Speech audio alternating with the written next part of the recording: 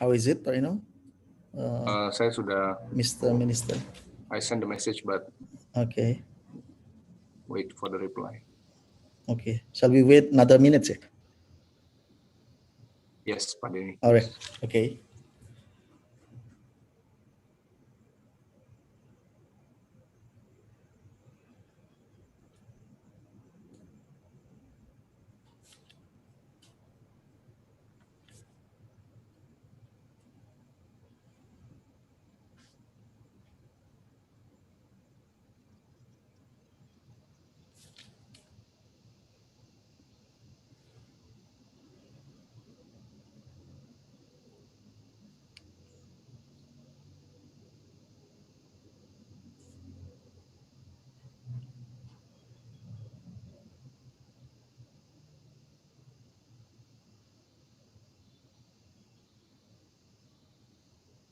The number of participants almost Pak Menteri is here in the last 2 minutes. Okay. All right. Assalamualaikum warahmatullahi wabarakatuh. My name is Denny Willy. I'm the Executive Secretary for Community Services of the Institute of Research and Community Services of ITB. I'm the MC for this event, but later on, Prof. Satria will host the rest of the discussion. A very good morning to all members of the Bandung Institute of Technology, esteemed professors, distinguished guests, colleagues, and students. And of course, good evening for Chris. To our honorable guest, Professor Bambang Brojonegoro, Minister for Research and Technology, our esteemed Rector of ITB, Professor Reni, Vice Rector of Research and Innovation, Professor E. Gidewenten, and our special guest, Mr. Bob Effendi, Mr. David Devaney, the CEO representative for Torcon International, and of course, Professor Satria Bijaksana, the moderator for today's talk. It is our pleasure to have Mr. Chris Anderson, Curator of TED Talks, a knowledge-driven discussion platform for communities around the world. We are currently holding the discussion series on Excellent Research Culture, Volume 2, with the topic Growing and Maintaining Innovation Culture. Chris' talk will summarize the views of world leaders related to research and innovation. And without further ado, I would like to ask Professor Reni to give the opening speech. Please, yeah. Professor Reni. Thank you very much, Pak Denny. Professor Bambang Brojonegoro, Minister of Research and Technology of Indonesia. Thank you, Pak, for always supporting ITB. Our esteemed guest, Mr. Chris Anderson, and together with him, we have Bapak Bob Effendi from Torcon. This is an energy company in Indonesia and in the US. ITB fellows, students, YouTube viewers, hello everyone, welcome, selamat pagi, warmest greetings from Bandung.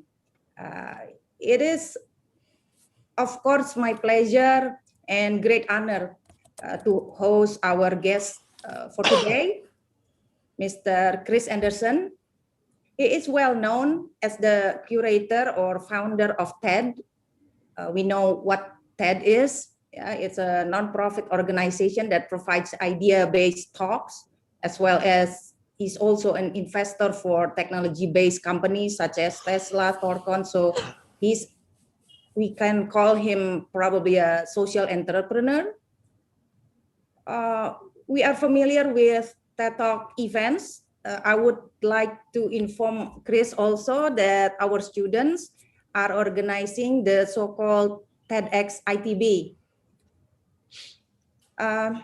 Chris has interviewed so many prominent people worldwide, and thanks to him, we are privileged to listen and learn from those experiences. Today, we will listen to his perspective, specifically on the topic of growing and maintaining innovation culture. So his insights definitely will be very valuable for us at ITB to strengthen our excellent culture. This culture, we believe, is a precondition for us to offer solutions for our nation, Indonesia's challenges. So let us enjoy his presentation. Please inspire us, Chris. We are all ears. So Mr. Chris Anderson, thank you very much for spending time with us. Although it is already late evening in New York City, where you live. So in harmonia, progressio, we should always remember this, our value. Wassalamualaikum warahmatullahi wabarakatuh. Waalaikumsalam. Warahmatullahi wabarakatuh. Thank you very much, Professor Reni, for the warm welcoming. And shall we hear next opening speech from Professor Bambang Brojonegoro, Minister for Research and Technology. Please, Professor Bambang. Thank you very much. Assalamualaikum warahmatullahi wabarakatuh. Very good morning to all of you and very good evening for Mr. Anderson, the Rector of Bandung Institut of Teknologi, Prof. Reni, all Vice Rectors, senior professors, lecturers, and also, of course, our guest speaker, Dr. Chris Anderson. First of all, thank you very much for the invitation for this webinar. And certainly this will be my last webinar as Minister of Research and Technology, because in next couple hours, there will be new organization regarding research and innovation in Indonesia, and I won't be part of that. But certainly, I really appreciate ITB's participation and ITB's active involvement in all research and innovation activity in Indonesia. And I hope this innovation culture in ITB will continue, and ITB will always emerge as one of the most important institution in Indonesia when we are talking about research and innovation. So whenever we are talking about innovation culture, I always remember the motivation, why innovation is there. And actually, when we look back at our history, human being history, we remember that maybe since I was middle school, that the first industrial revolution happened when James Watt discovered the steam engine. And suddenly UK becomes like the powerhouse of the global economy at that time, I think about 18th century. And then, of course, we know about the second industrial revolution happens when electricity becomes the main technology during early of the, I think, 20th century. And of course, we know the name Thomas Alva Edison, Nikola Tesla, as well as Michael Faraday. And then, of course, we continue with third industrial revolution when computer becomes part of our life. And now we have the fourth industrial revolution. But the most important point I would like to take from this history is that innovation happens when there is industrial revolution. And the motivation behind the industrial revolution as well as innovation actually is on the commercialization or downstreaming of research activity. And if we look at even the first industrial revolution, when James Watt discovered the steam engine, it's not just about the research about the steam engine itself, but how James Watt has partnered in the business side of the steam engine and make steam engine part of commercial products that finally becomes the main industrial product everywhere in the world. So again, commercialization motive and business motive must be behind part of innovation culture. Similarly, in Indonesia, On the next page, the innovation culture in Indonesia has to be nurtured. The reason is because we have the vision of 2045. Of course, it's good to have a dream and to have a vision, but more importantly is how to realize the dream itself. And in our 2045 vision, it's clear Indonesia would like to be part of developed economy. However, today, and especially during this COVID pandemic, Indonesia is still struggling to maintain our latest position in upper middle income class. While the pandemic might bring us back to the lower middle income class. So we are still struggling to maintain the upper middle income class. While 25 years later, we hope that we already get out of the middle income trap. It means we cannot do business as usual. We have to do something like a breakthrough, like a new way of thinking, a new way of action, talking about economic development. And certainly, if we look at some experience, especially from not only Northern America, but also Western Europe and Far East Asia, it's quite clear.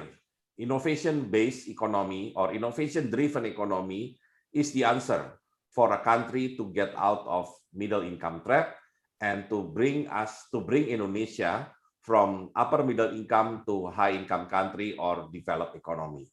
So innovation culture needs to be nurtured in Indonesia because we need to generate the idea of innovation-driven economy from now until 2045. And certainly the culture itself has to be there, has to be nurtured, has to be built everywhere in Indonesia, not only in universities, but also in research institute, as well as maybe in society in general. So we have to promote the idea that innovation doesn't have to come only from universities. Innovation can come from anywhere. But more importantly, innovation has to be based on research, on strong research and development concept. In our case, in Indonesia, on the next page, the ministry that going to be dissolved in a couple hours, we actually set the target to prepare the foundation for innovation-driven economy. Yeah. On the next page, please. So in which we are trying to first to implement the so-called Triple Helix, trying to ensure the synergy among three important actors. There are, of course, researchers, there are business community, private sector, as well as government. So those three needs to synergize one to the other in order to make sure that there will be a strong R&D culture that will be followed by strong innovation culture. And since, of course, Indonesia has uniqueness, let's say compared to our neighbors in Far Eastern Asia, we might not copy the model of South Korea, the model of even China, or the model of Japan just like that. I think we need to have our own grand design of innovation-driven economy, especially to focus which area or which product that should be our focus on innovation itself. And as we know, Indonesia is blessed with natural resources, both in agriculture as well as mining. So maybe the key to our innovation-driven economy is how we are going to, what we are going to do with our natural resources is very important. Meaning create the value added and push for commercialization of the processing of natural resources. That could be our solution in order to get out of middle income trap. So that's why our focus on research innovation would be on commercialization and value added, import substitution and local product, because again, we have been blessed with natural resources and it's good if our natural resources can be a substitute for any potential imported product. And then, of course, for the benefit of majority of our people, especially on village area, then we also prioritize the research on the simple technology, but effectively used by majority of people living in villages in Indonesia. And of course, since we are in the Industrial Revolution 4.0, frontier technology needs to be well maintained, because Indonesia doesn't want to be left behind in area of digitalization, in the area of automatization. So we have to be in front. And one strategy to make sure the Triple Helix work and to make sure that our limited resources can still accommodate the generation of innovation is by having emphasis on final product, meaning that you can start your research activity, but it has to be ended with the product, the real product that will be the downstream of the research product. And it shouldn't be only a prototype, but it has to be the real product that is ready for industrialization and ready for commercialization. So those are the ideas of our national research priority in the next 5 years. Of course, in terms of discovery, some of them looks not so in line with Industrial Revolution 4.0, but it's still very much needed in Indonesia because we still pursue for commercialization and value addition of natural resources as well as import substitution. So the product like the catalyst to convert the palm oil into green fuel that actually coming from ITB is one of our research priority, as well as creating the military drone, our own military drone, our own airplane, especially to connect among remote islands, as well as to do import substitution on the industrial salt. So those are the simple things, but we have to come up with the products that finally will be useful for everybody. And of course, there are other products and there are other sectors, but more importantly, innovation culture has to be there in order to pursue for innovation-driven economy. And we have to make sure that any innovation should come as the result of strong R&D activities. So basically, that's the idea of research and innovation in Indonesia.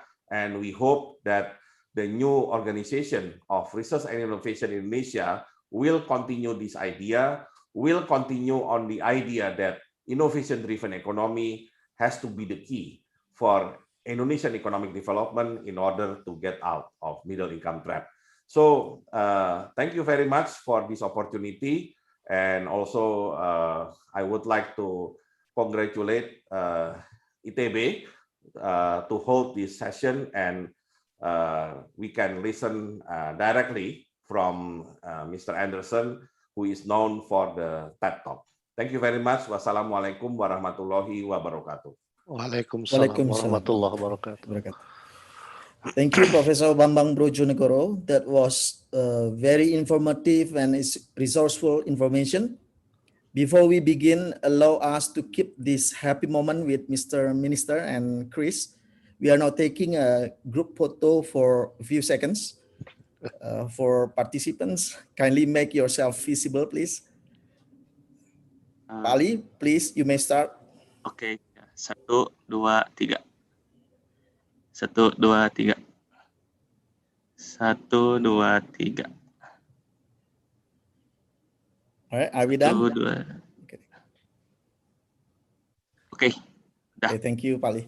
And moving on, we are about to start the talk. I will pass on to Professor Satria to host the talk. Here you go, Pak. Okay, thank you. Very good morning to you all. It's a very good evening for you, Chris. I'm sorry. before we start with the talk, I would like to introduce the speaker. Chris Anderson is the curator of TED, a non-profit organization, media organization that leverage the power of ideas to make a better future.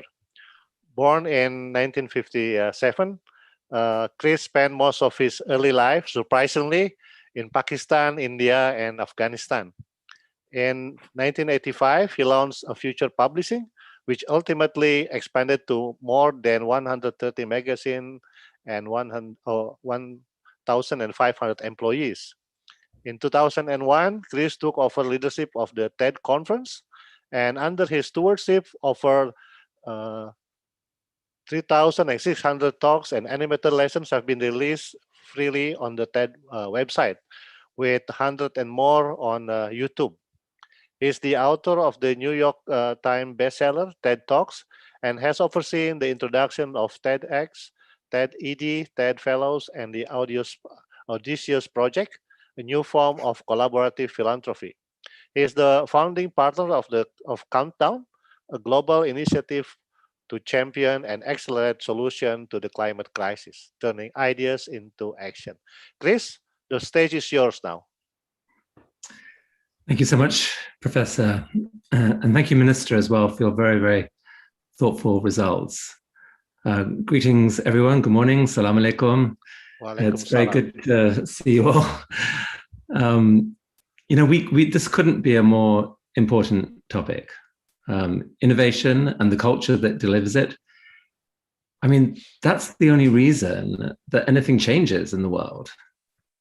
There would be no history without innovation. It's a really weird thing.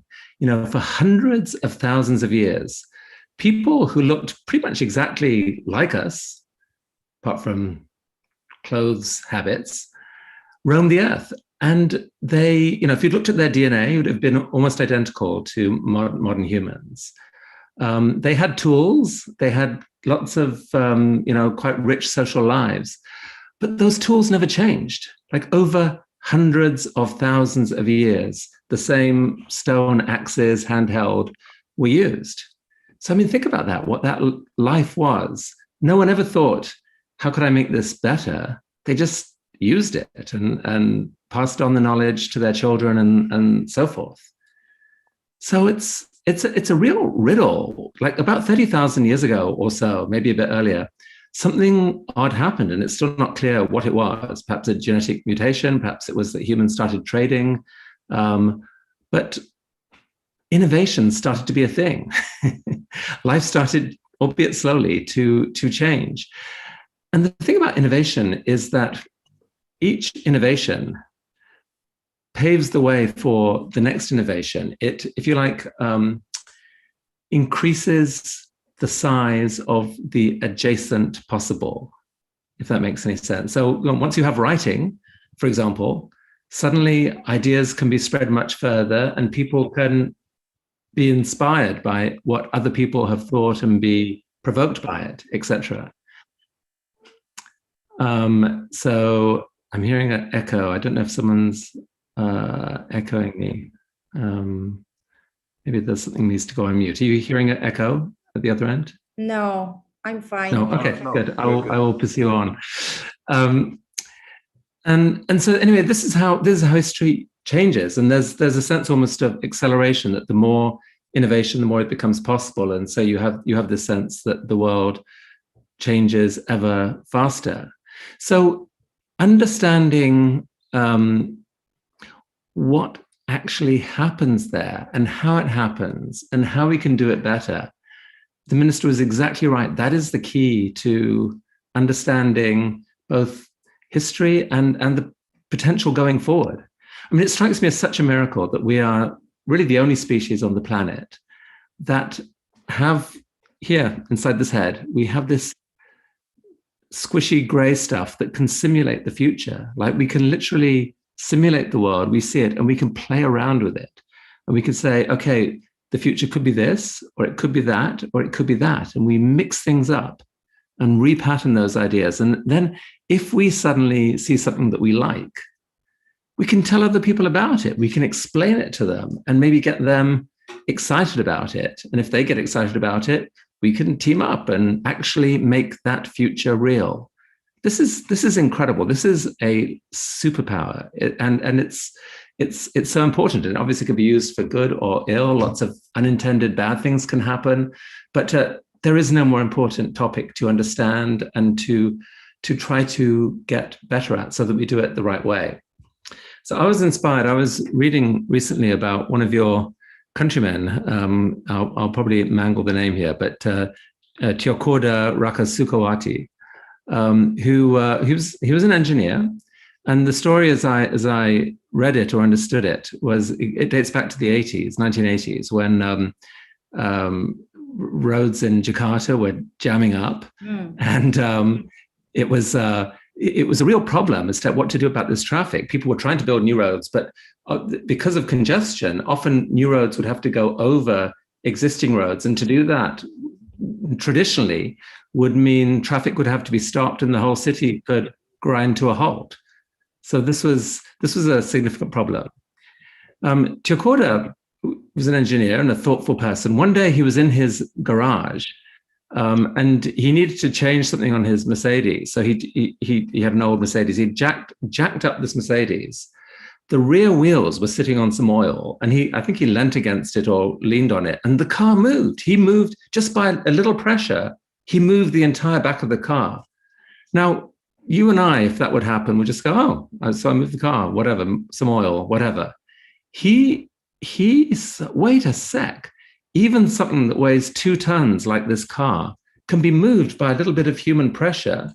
Why? Because we've taken away the friction, with the oil.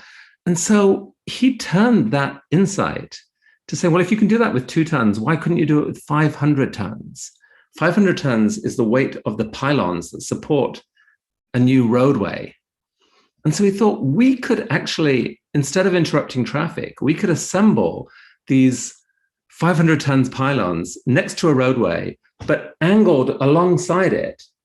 And all we have to do is to build them on top of a lubricated plate where we pump oil under that plate. And then when we're ready, we can just rotate them over the roadway so that the road can be put on top.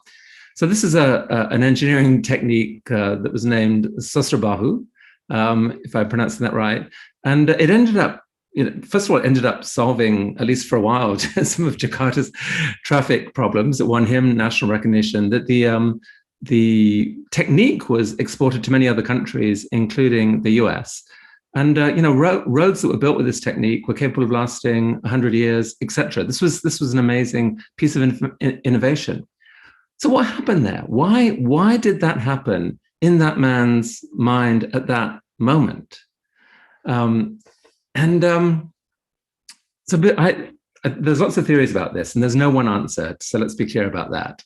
I think before we discuss that, I'd like to talk briefly about three different levels of innovation that are worth distinguishing from each other.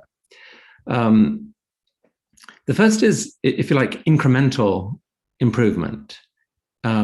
This is probably the most common type of innovation. It happens in every good company or whatever. You encourage people to look at what they're doing and say, are there any little things you could do to improve it?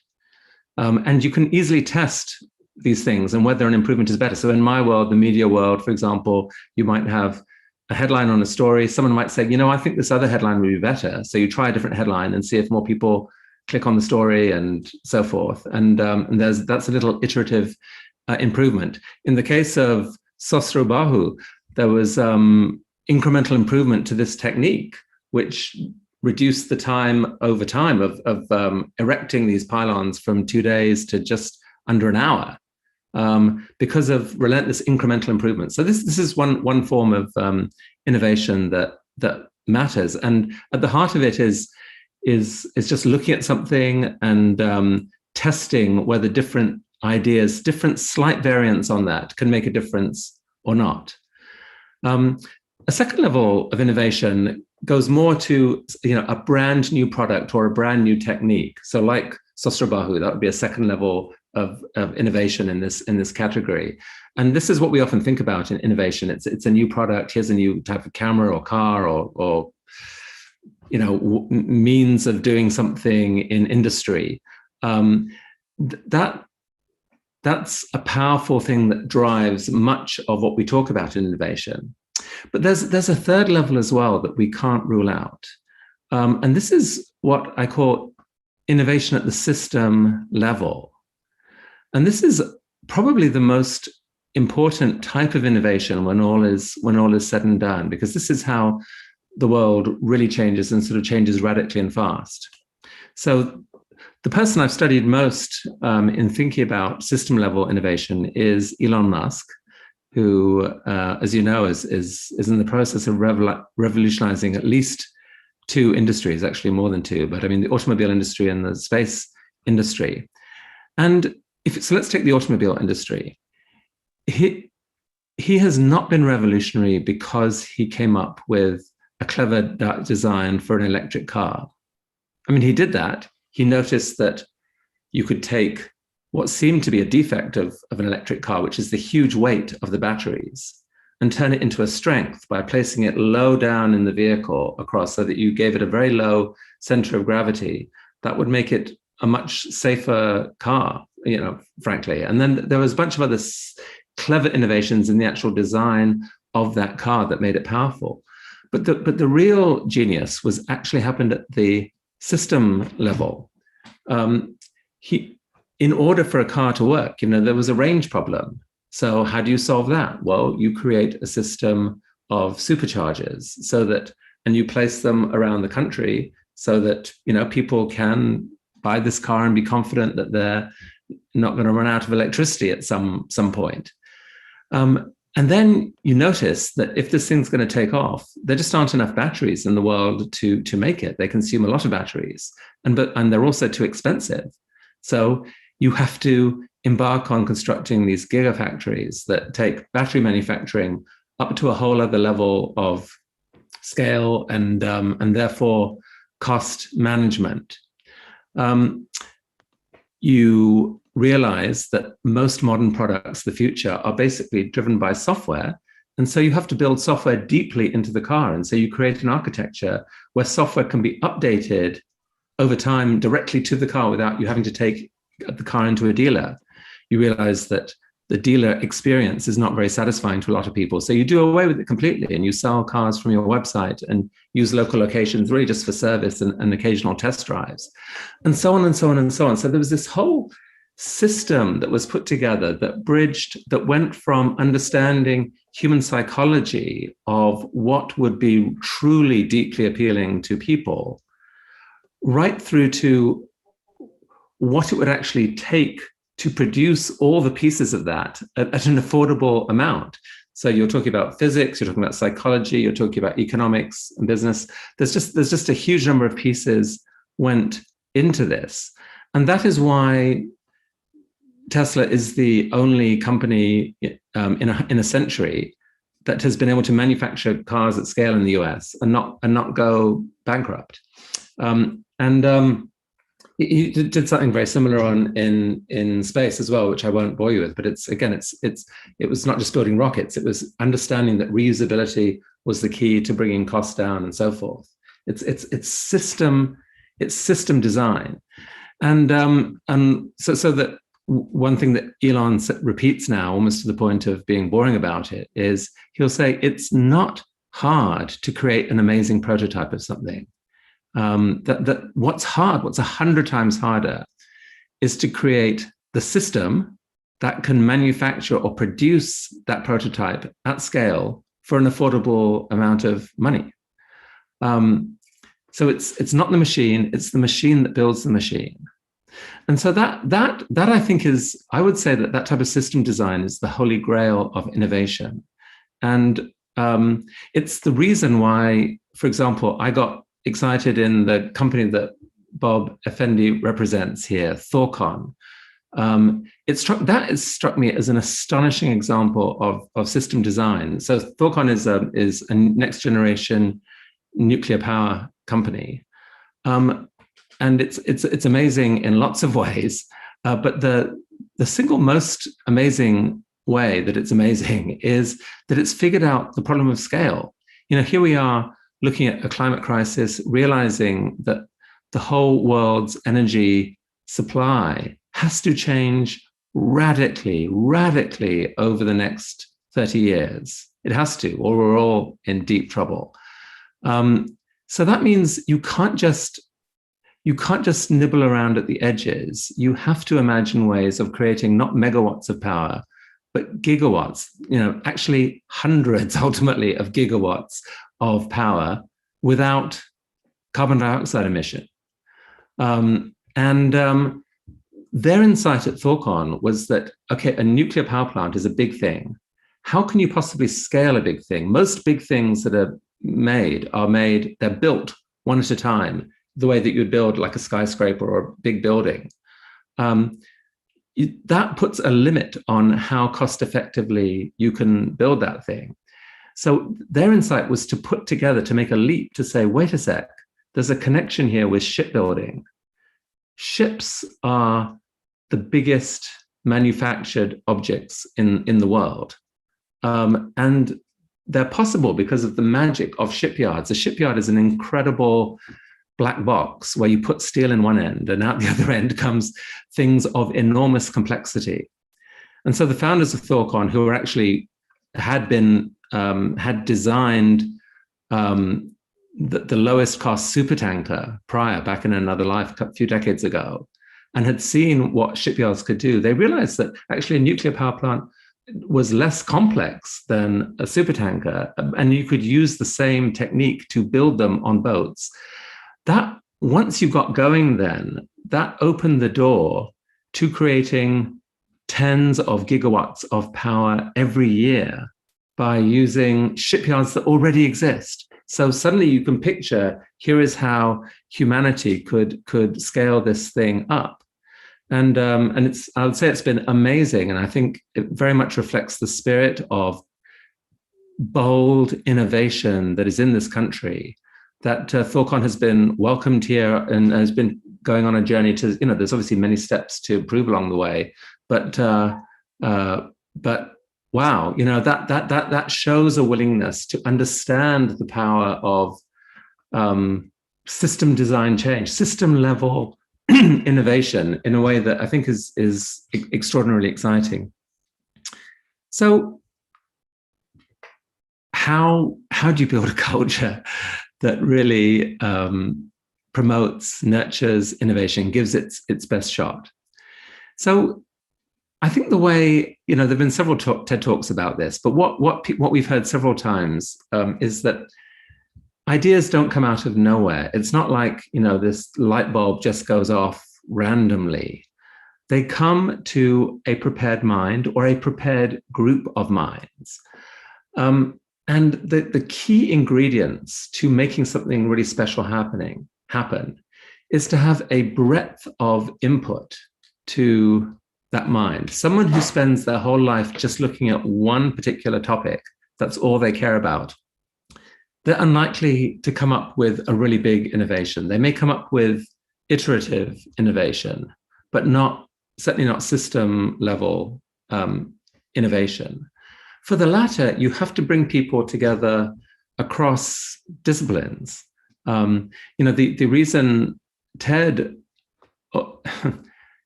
I think with a certain level of luck, took off was that they initially brought together just 3 industries: technology, entertainment, and design. That's what the TED of TED stands for. And discovered to their surprise, this was back in the 1980s, to their surprise, that technologists had a lot to learn from people working on entertainment and from people who are working on design, that they could be inspired by each other and their work could fit together. So if you think of products like the compact disc or the Apple Macintosh that came out earlier then, these were actually examples of integrated technology, entertainment, and design, integrated in a profound way. And there was just a whole host of other examples started to pour out. I got excited about that when I first came to TED in the late 90s. And what I learned talking about it to people is that it shouldn't just stop there. All knowledge is connected. We spend a lot of our time down in the trenches. It's just really important sometimes to come up and see how what we are doing connects to everything else, to see the pattern of trenches that are out there. And in those moments of listening to people from different disciplines, or indeed people from, who are different than us, men listening to women, people listening to people from other nations and so forth, that is when surprising serendipity, surprising things can spark. And there's a talk that literally describes ideas as new ideas happen when existing ideas have sex inside someone's brain. Literally, an idea has many parents. So you can have someone, a scientist who's listening to a software designer and sees a piece of art and suddenly sees, oh my goodness, these things connect in a special way. And in that mind, there's a special combination that leads to innovation. So I guess the first keys to promoting an innovation culture is just to do that, to bring together different people across different disciplines and give them a chance to connect freely with each other. Everything from water cooler conversations to more deliberate sort of bringing together and holding of retreats or whatever, brainstorms of people from different cultures.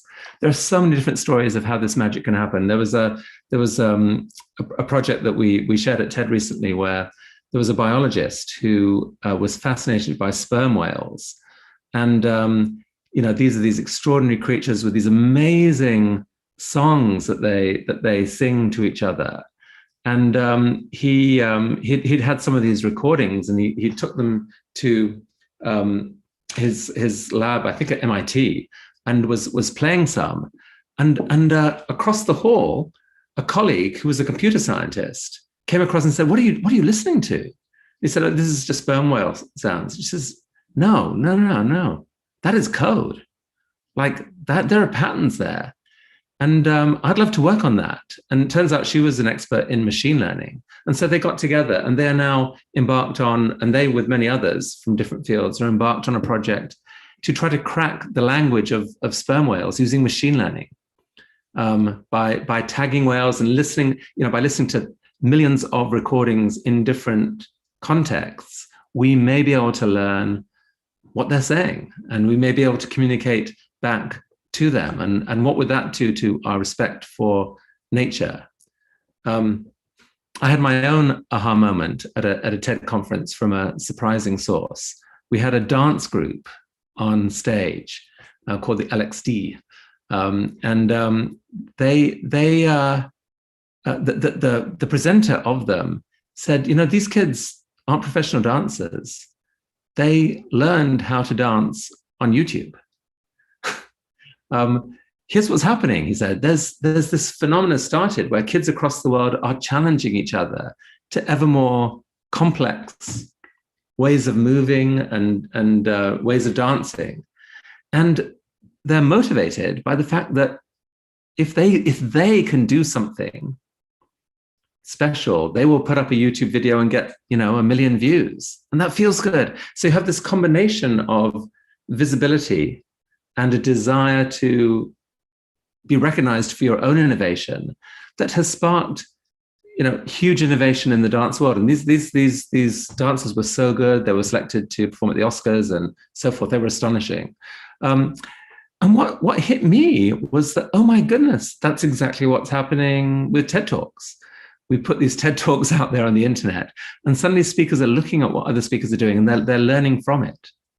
And I looked in so many other fields, whether you look at unicycling or cake decoration or makeup or anything. There was these cycles of innovation that I started calling crowd accelerated innovation. That is just a consequence of giving lots of people in different parts of the world visibility of each other and the natural incentive to shine and contribute their bit. So anyway, that was an example of, I had one of my biggest insights from TED ever came from a dancer. Who would have thought? I wouldn't have thought that, but that's where it came from. So bring people together across disciplines and include people who are creative in the mix, and do all you can to let them mix with each other freely. So that's important. And there's obvious things you can do, like brainstorming, where the key rule is that you put skepticism on hold for a bit, and you just allow people to respond to big, crazy ideas, not with, oh, here's why that will never work, but interesting. And what about this as well? And you explore possibility for a long time before you start honing into what is actually achievable. And there's another key thing.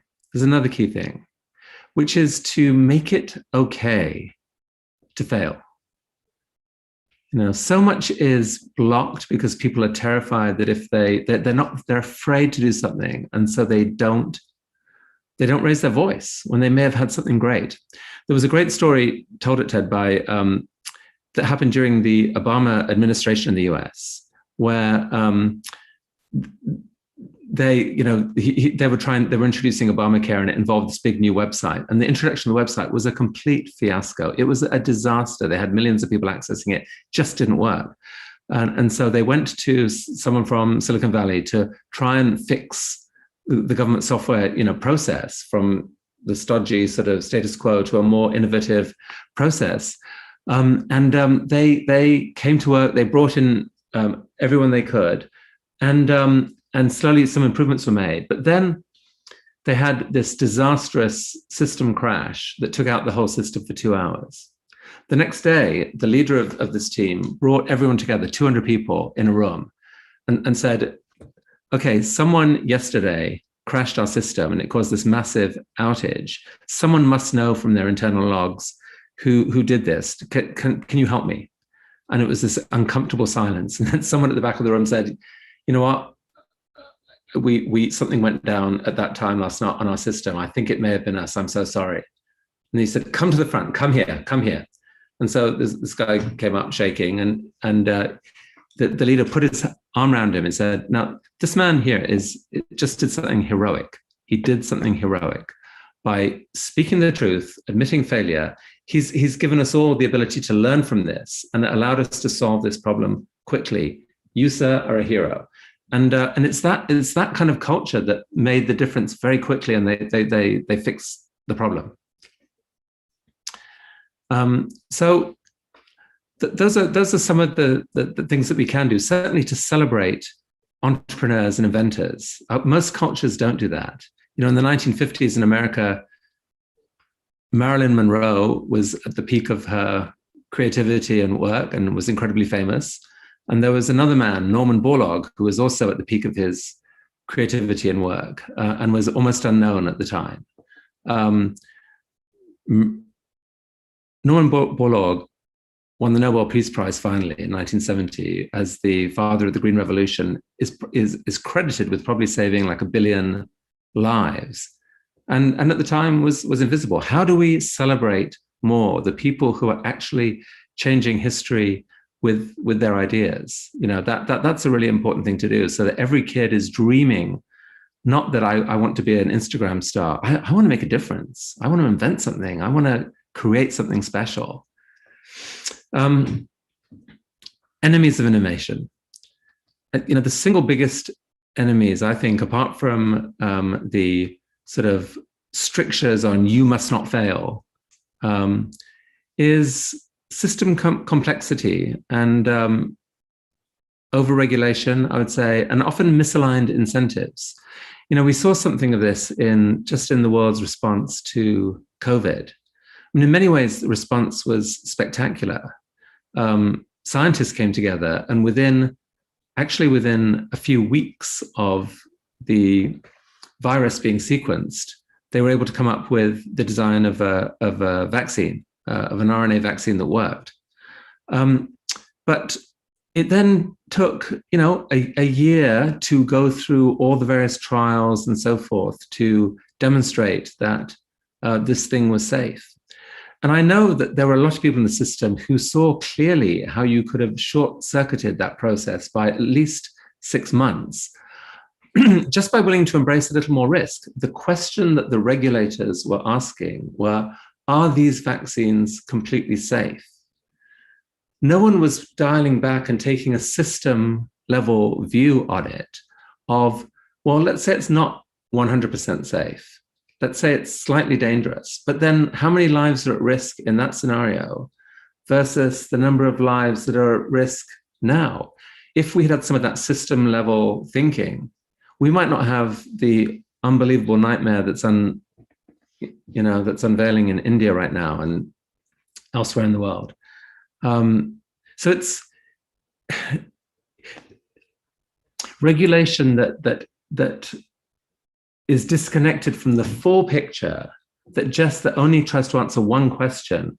It's like cover my ass sort of regulation that says, I just don't want to be blamed for anything. I don't care if over here the downside of not using this innovation is catastrophic. I just care about if it is used, could I be blamed for something? That kind of thinking is catastrophic, and but it's really hard to avoid, actually. Like, it's really hard to avoid. It takes real courage, real leadership to say, no, let's look at the overall picture here and design for that. So I get really excited about thinking about, just how history has changed. I spoke about this notion of how innovation leads to the adjacent possible. Every country is developing at a different time from other countries. And that means that the set of adjacent possibles open to a country are different than were open to countries 50 years ago. It means that it would be crazy, actually, to seek to just simply adopt the same development path as someone else. There are so many things that the West did that, yes, built economic power for a period of time, made a lot of people rich, but based on what we know now, look absolutely crazy. Like, they're not the smartest thing in the world. There are much, much better ways to develop many, many things now, as has been shown so many times, just starting with the cell phone. Why would you chop down forests all over your country to put up phone cables when you can just send it over the air, I definitely think energy comes into that category as well, that there was a long period of time where it was assumed that the only way to develop was to follow the same sort of fossil fuel story. That was the source to cheap energy, and goodness knows, without cheap energy, you had no chance to develop. And for a while, even when we knew about climate change, the West was kind of obnoxiously telling developing countries, you can't do that now because it's creating a problem. And developing countries said, no surprise, well, wait a sec, you did it. You created the problem. We now have a thing we need to attend to. And that was a completely legitimate response. What's amazing now is that there are demonstrably better technologies than than fossil fuels for energy, whether you're talking about solar, whether you're talking about wind, whether you're talking about geothermal or nuclear. Like, they all probably have a really important role to play in our future, and a successful grid is going to need to be some combination of those.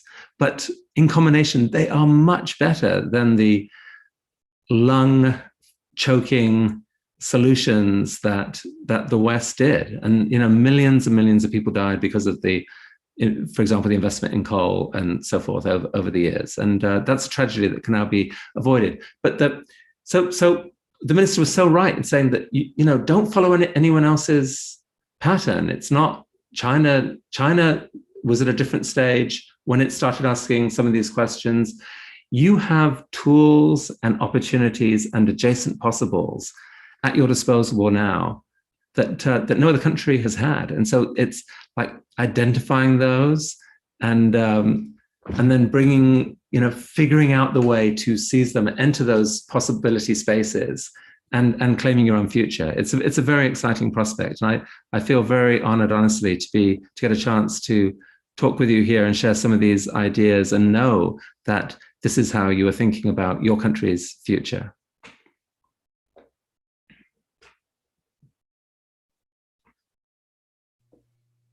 Masih mute, Pak Satria. Oh, I'm sorry. Thank you, Chris. It's very inspiring. I really, we really enjoyed the talk. Before we proceed, Professor Brojonegoro is leaving the minister. So thank you for your speech earlier, and hope the best for your future endeavor. Terima kasih Pak Bambang. Sukses selalu Pak Bambang. Terima kasih Pak Bambang. Sukses untuk terima kasih Bapak Ibu amanah semua. berikutnya. Thank you, Direktur dan Bapak Ibu semua. Terima kasih Pak. Terima kasih Pak Rektor. Okay, thank you. Now we could start with the discussions. I will leave the audience. Any questions, comments to Chris?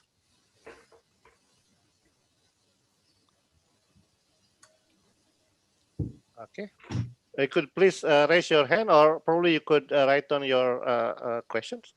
Dr. Dasapta Erwin, are you still here? You have written something in the comment. Yes, please. You could address your question directly to Chris, please. Okay. Good evening, Chris. Thank you for the talk. I have 3 questions here. One, since innovation may come in different forms and sizes and levels, how do you manage to minimize bias when curating speakers? And how do you do the fact-checking stage? The second question is, also, do you believe most innovation have this commercial background behind them? The third one is, do you feel your early years living in Asia region had influenced you on seeing innovation right now? Thank you, Chris. Okay, so the first question, how do you avoid bias? It's very hard to avoid bias. We all have unconscious biases, and I think the best way you can seek to avoid it is to have a curation team that is made up of different voices and with different skills, and that you test your decisions against each other, and just to open to feedback and to criticism. Right now, I think TED is too American, and I would like it to be more global, and that is definitely our vision for where we want to take it. And to do that, means building more connections outside the country, and so the team is thinking hard about that. But ultimately,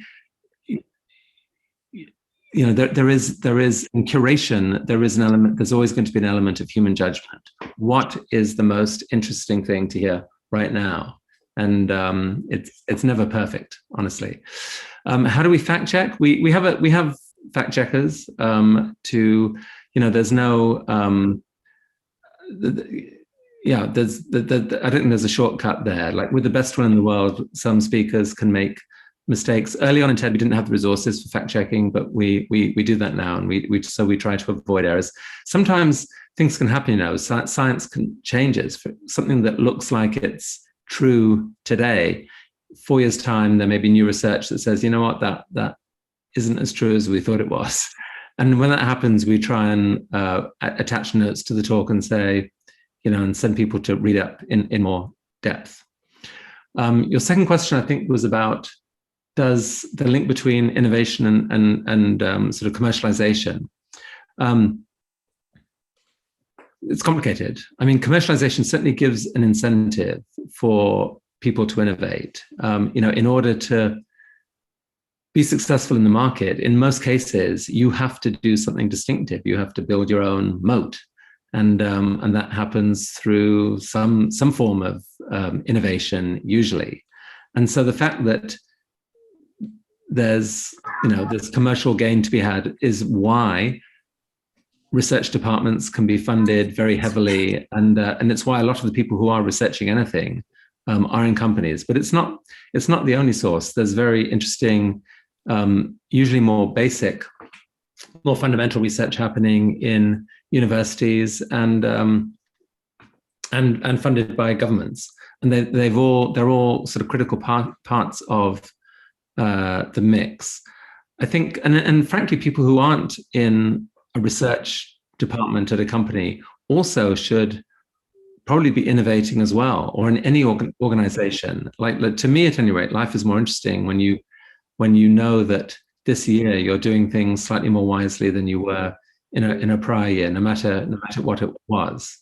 And then the final link, I would say, in terms of what I think the minister was referring to, if you think of something like the climate crisis that we're in, you can have amazing research going on in a university that might say, here is the way that we could make cement better without so much carbon dioxide being emitted in the process. That's no good at all unless it can get out into the real world. And so you do need a pathway whereby investors, venture capitalists are able to look at the best ideas coming out of universities and try and get them on their way quickly, so that they have a chance at actually making an impact in the world. Otherwise, they just sit as a paper somewhere and the world doesn't change. And your last question, did my background in Asia make a difference to me? 100% yes. I feel so lucky that I grew up in a school in India, a beautiful place in the Himalayas.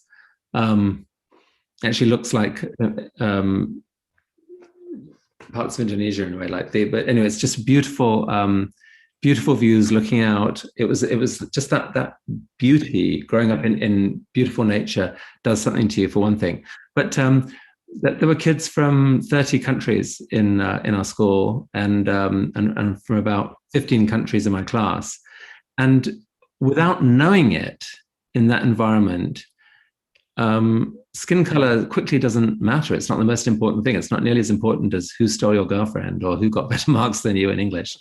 And so I don't know. I credit that school with a key part of my identity, which is global soul.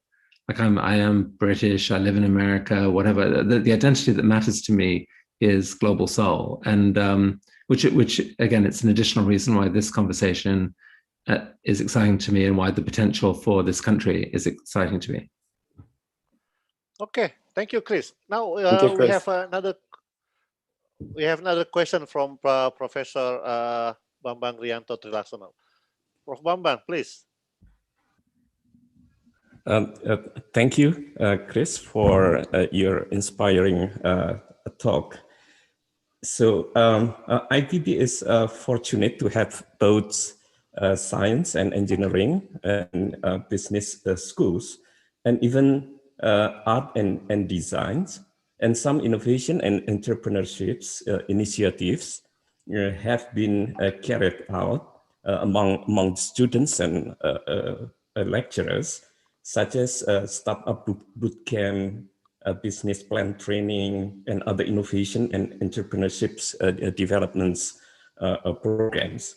We even established the Center for Innovation and Entrepreneurship Development to promote the innovation and entrepreneurship in the university.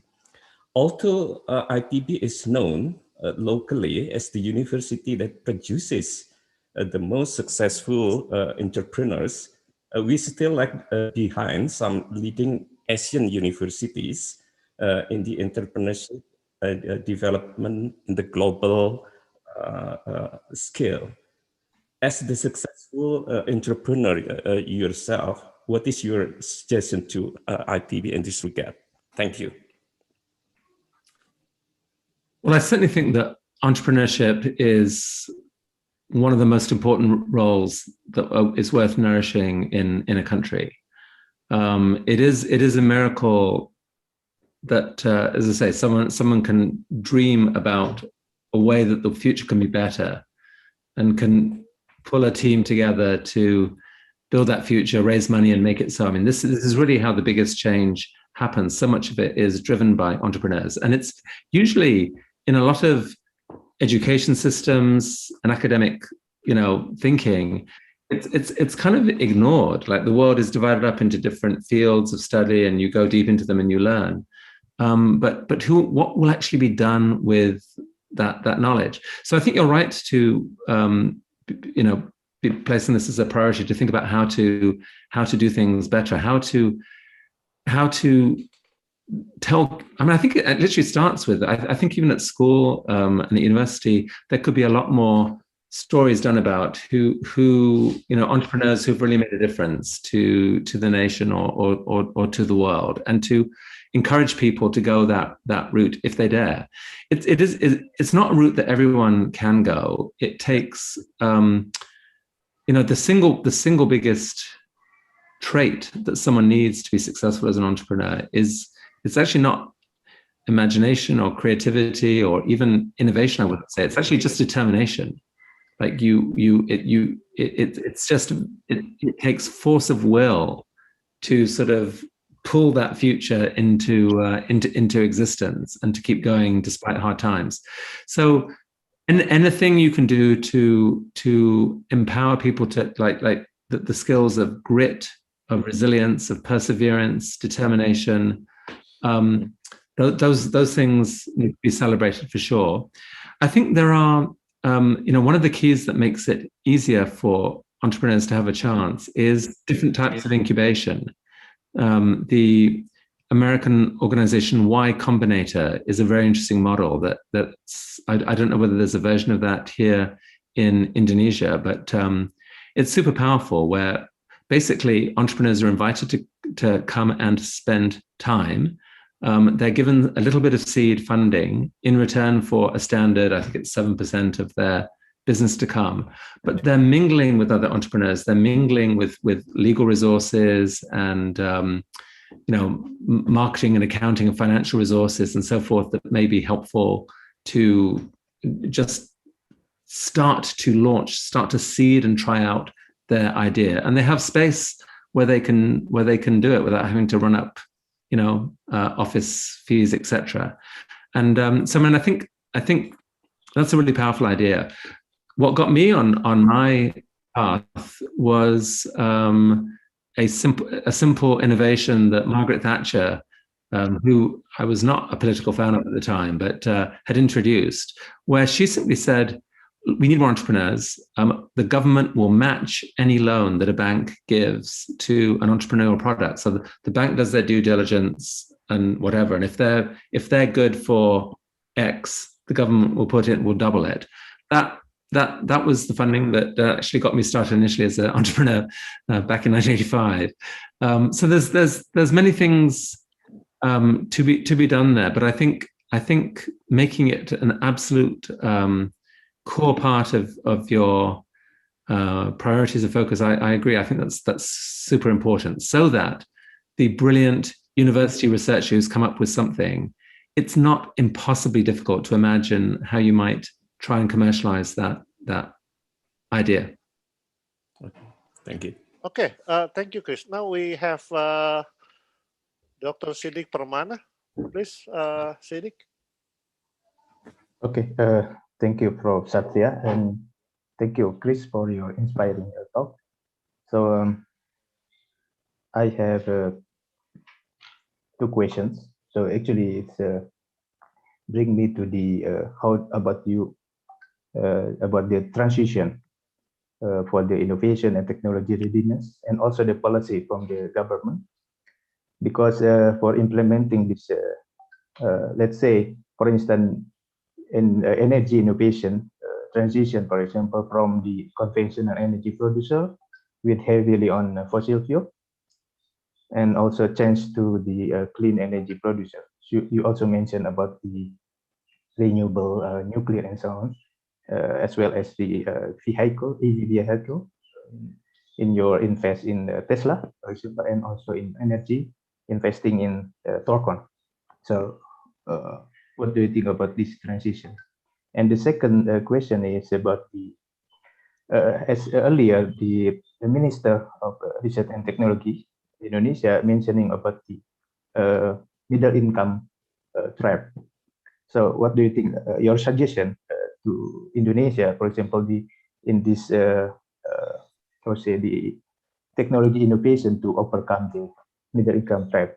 So which can have this opportunity to level up the economy and bring the innovation as a driver. So that's all my question. Thank you, Chris. So I wouldn't really dare to offer a strong opinion on the latter part of your question about how Indonesia's best route to escaping, the middle income trap. Other than to say what may seem obvious, which is that two of the most important empowering planks of any economy are communications and energy. The cellular revolution has made a huge difference everywhere, allowing people to gain knowledge easily and to gain market information. There are so many benefits of cell phones that are you will know, and I think that's been supported. There are actually many ways in which Asia is ahead of the rest of the world in terms of electronic payments and other things. Energy is the huge riddle for not just Indonesia but for the world going forward. What's completely clear is that fossil fuels really can't be part of the equation at all, and needn't be, I think, at this point. But what replaces them is a complex question, because you have to look at not just a single piece of the equation. You need to look at a system solution. You can build solar in some places now that can deliver incremental power for, and forgive me using American currency, but 2 cents or less per kilowatt hour. It's astonishingly cheap, but that's only available when the sun is shining. It's not available at night. If you want to store enough of it for it to be available at night, you would have to invest in vast numbers of batteries, which would probably 4 or 5x the cost of it and make it no longer competitive with natural gas or coal. And so, and it's a similar story with wind. And so you can't solve the problem with any one of these sources. That the grid of the future, the clean electric supply of the future, will need huge amounts of what they call baseload electricity, which you can rely on come what may. Traditionally that's been provided by coal or natural gas. Those have to go, and so the replacements, the core of those.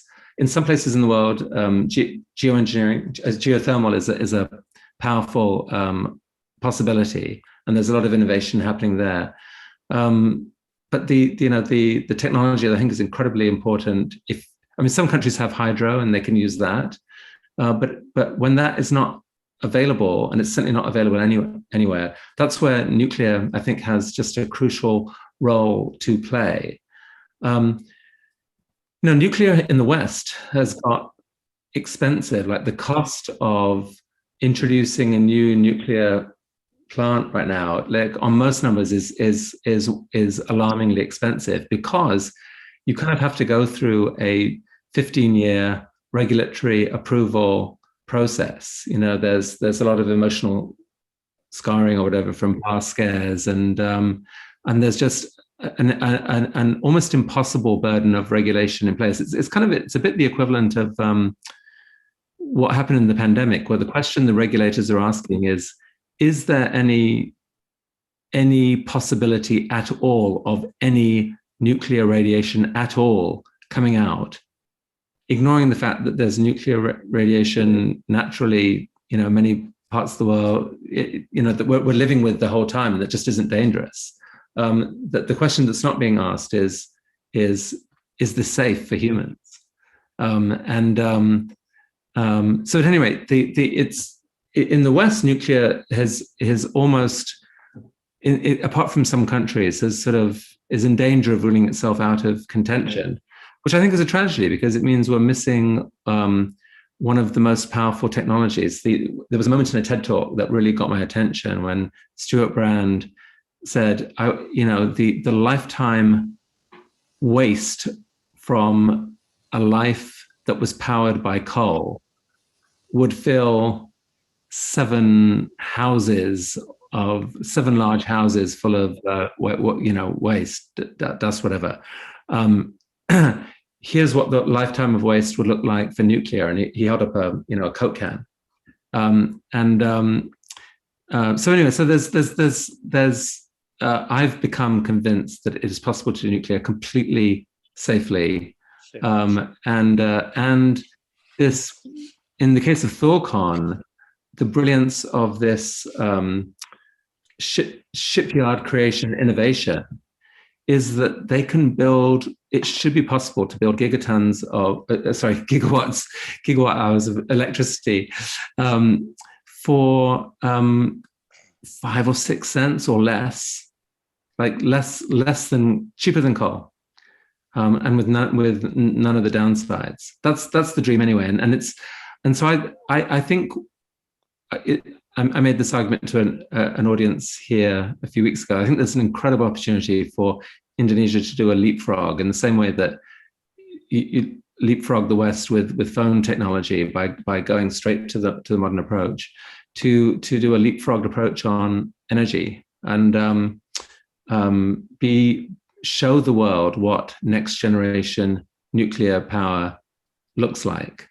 Your country is, you're the 4th most populous country in the world. Fourth most populous country. Yeah, fourth most. And yet right now, your energy footprint per person is less than 1/10 of the US. That cannot be the case for any longer. Probably the amount of energy per person that you need to increase by is going to be 10x and more over the next 30 years. If that's done using fossil fuels, it's a tragedy both for your country and for the world, and and it doesn't have to be now. So that's what's exciting to me is the promise of super low cost clean power, and that's the single reason for me. The single reason to be most optimistic about the future is that the innovations in solar, wind, nuclear, geothermal, they've opened the door to a genuinely clean, modern future electric grid that will make so many lives immeasurably better. Okay, thank you, Chris. The person who asked you, Dr. Siddiq Permana, is actually a nuclear physicist. So it's very, very. It's great that you encourage him to do the things. Well, I hope he doesn't think what I said was nonsense. But no. That's true. That's true. This is something that some of the professors at ITB are thinking. We will learn from the mistakes of other countries when they use the nuclear reactors. But like you said, we could learn from that mistake and probably do not repeat the mistake by basically leapfrogging into a different level of safe type of reactors. Okay, thank you, Chris. Now I have Professor Delik Hudaila here. Delik, please, time is yours. Thank you, Professor Wijaksana, and I really enjoy your talk, Chris. Thank you very much, and especially I agree with some of your story about that the system level or a scaling of level rather than partial level of thinking or design is the key to innovation. But we witness in some stories that in a society or organization or even industry that is locked in by long glorious history, this is the main challenge, is everyone or every element in that industry is afraid of such a change, of changing the rules, afraid to unfollow the past patterns, afraid to fail, afraid to move from the comfort zones, regardless the fact that it no longer fit with the external environment that is keep on changing. What kind of leadership and strategies you think is required to move from this kind of a path dependency mindset and thus can successfully develop a system level of thinking? Thank you. It's a great question, and I think it's I don't think there's a proven pathway in some ways, because it's a little bit different with every big change. In the case of Elon Musk, he was able to do this. He figured out how a single company could do this. He didn't entirely do it alone. There were subsidies and so forth that had been put in by governments, both at federal and state level, which definitely made a difference. But fundamentally, he figured out a pathway where a single company could afford to both, build this infrastructure of superchargers, et cetera, and the cars, and you could do it that way. And there are some system level changes that I can think about where you could imagine something similar happening. So to take an example,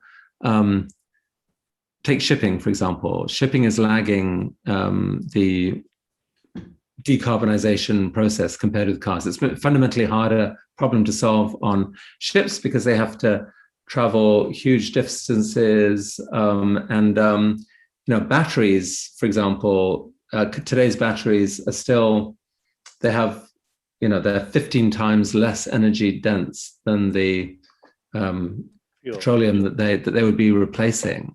And so you literally couldn't put enough of them in a boat and still have room for cargo and all the rest of it to get across the ocean. So it's hard to imagine how you solve that problem.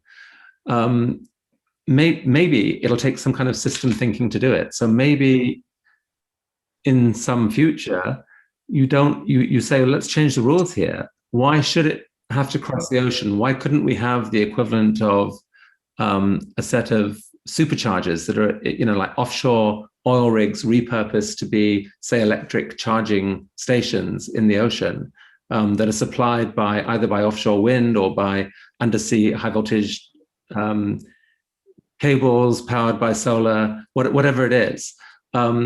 You could picture a new generation of boats that were faster, smaller, and more nimble, and that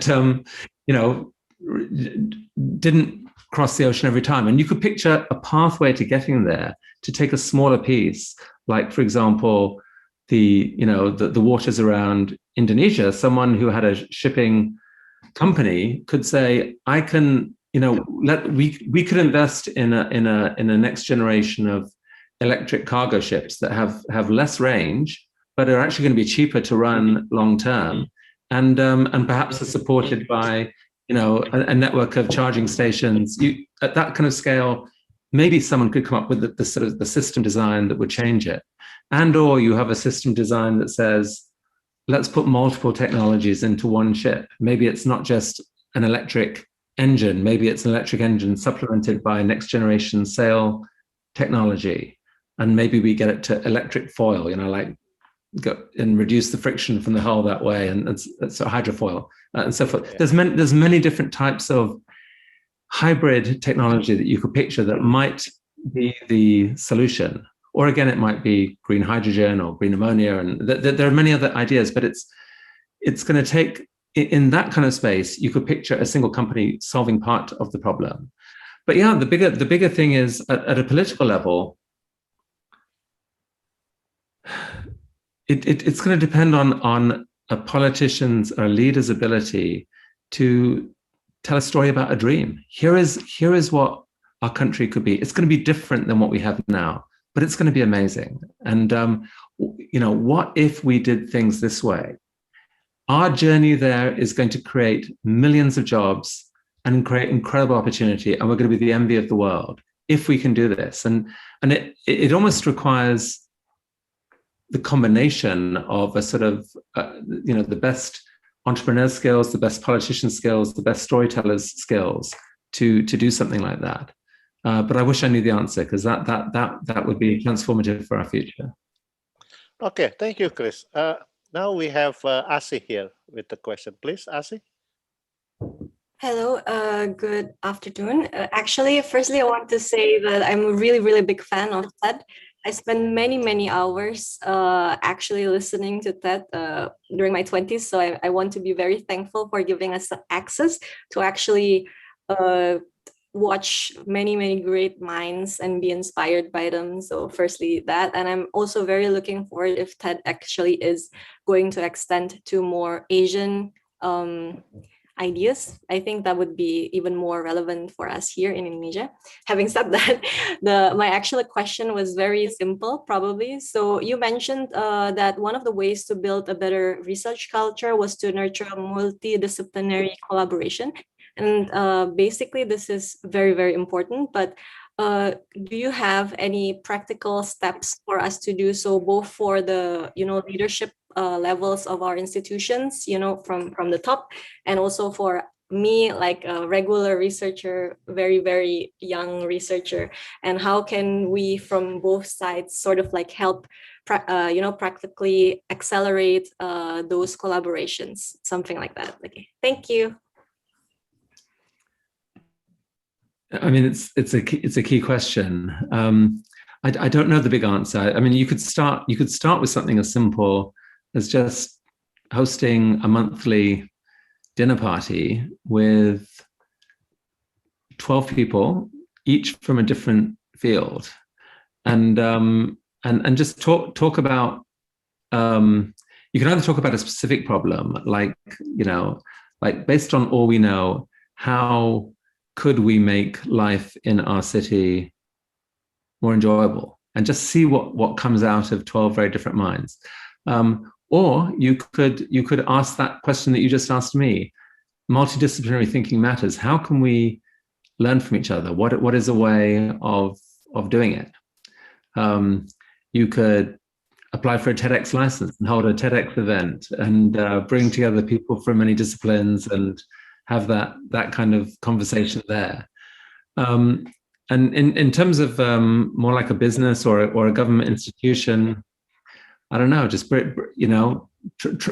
if the budget's there, bring in people from different areas and mix them up in an open, make sure that they see each other, have their open offices, have them close to each other, have catering, like lunch space, meal space, where people naturally hang out with each other, and see what happens. So a lot of this is serendipity. Like you can't fully plan for it. Like the most surprising changes can come out of left field. But I don't think there's a really tight formula. Xerox PARC was an interesting lab where, again, like some R&D institutions like that deliberately try and pull in people from multiple fields and just spark off each other. Make that clear that is part of the plan, and that you have to spend time outside your own specific research area to understand what others are doing. Okay, Chris, it's interesting. You mentioned the number 12, just as because 12 is exactly the number of faculty and schools within our institution. So maybe the rector would take notes that next time we have to have working together with the whole schools. There you go, one from each school. Yeah, I'm taking notes. This is my note. Okay. Look at this. Yeah. Thank you, Bu. Probably after this, Bu Tati. Okay. We take turn here. Okay. Now we have question from Tizar. Tizar, please. Excuse me, Prof. Satria, we have 1 minute to coming to the end of the session. Shall we? Okay, how many more minutes? Continue the session. 1 minute, actually. Oh, 1 minute. It's already 10 p.m. Okay. Okay, I'm so sorry. We can pass the rest question to Chris. Okay. I'll be happy to. If anyone wants to write to me, I'll be happy to try and answer anything else. Okay, because we promised to Chris' wife about this bedtime. Okay, Pak Denny. Thank you. I give the floor to you then. All right.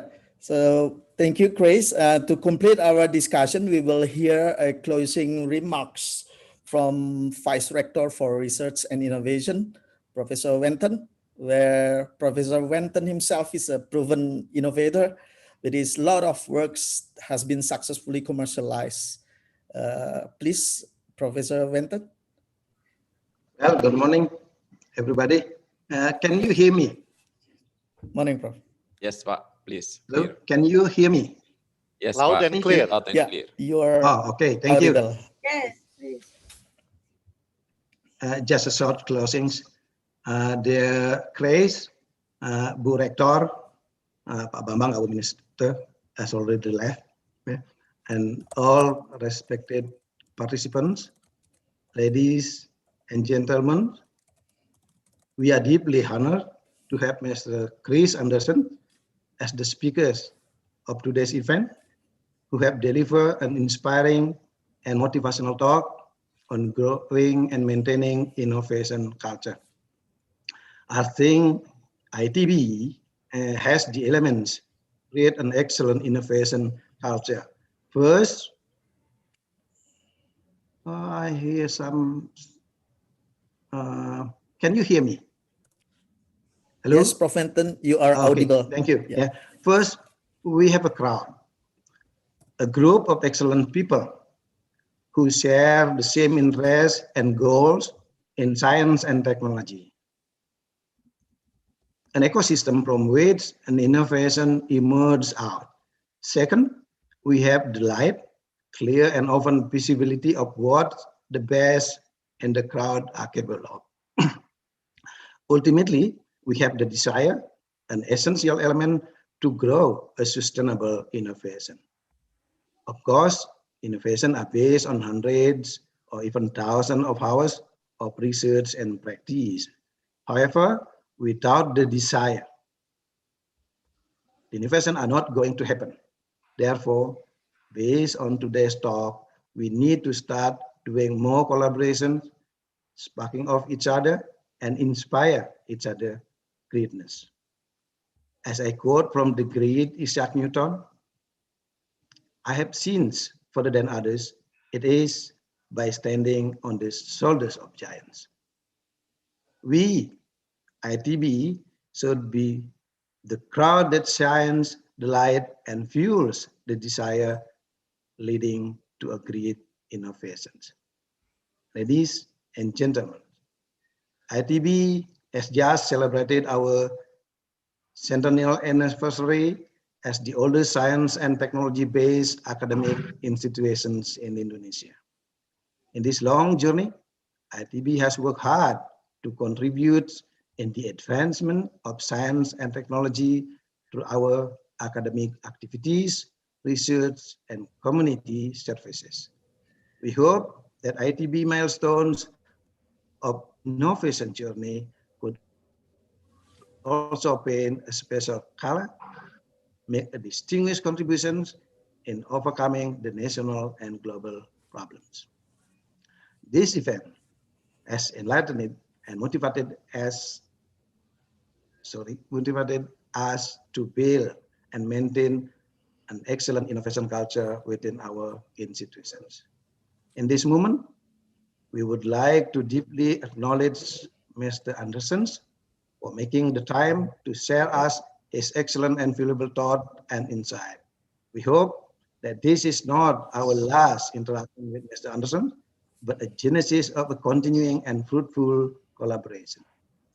Last but not least, we would like to express our very deep appreciation to Professor Bambang Brojonegoro, our Minister of Research and Technology, for his intervention in laying the strong foundation for building the research and innovation culture in Indonesia.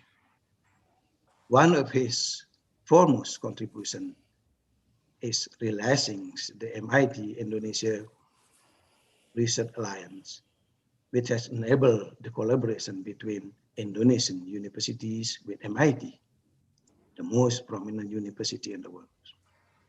Once again, please allow me to express our gratitude to the speaker, Mr. Anderson, and all participants for this enjoyable, successful, and fruitful discussion. Thank you. Thank you very much. Thank you. Prof. Wenton. Thank We you. are, we are now coming to the end of our talks. Hopefully the takeaway of this discussion will inspire every of us to grow and maintain innovation culture within our institution. Once again, many thanks to Chris Anderson, Professor Bijaksana, and see you all in the next volume of ITB discussion series. Thank you very much. Thank you very much. Bye-bye, Thank everyone. Thank you. Good evening, Chris. Thank you. Bye. Thank you, Bye-bye Chris. Give my regards to your wife. Thank you very much. Thank you. Chris. Thanks, Chris. Thank you, Chris. Thank you. Yeah. All the best. Thank you. Thank you, Chris. Thank you, Pak Bob. Thank you, Pak Rino. Pak Bob. Thank you, Pak See you. Dev. Thank you, Pak Rino. Thank you, Bu Rektor. Terima kasih, Pak Bob. Ya, Thank you. Pak Sidik. Thank you. Yeah, thank you, Pak Bob. Thank you, Pak Sidik Permana, Pak Waris, semuanya, everybody. Saya Sama-sama, pamit. Bob. Ya. I'll see you again, Bob, on Tuesday. Yeah, on Tuesday. On Tuesday. I'll see you on Tuesday. Bye-bye now. Bye-bye. I'm leaving now. All right. Cheers all.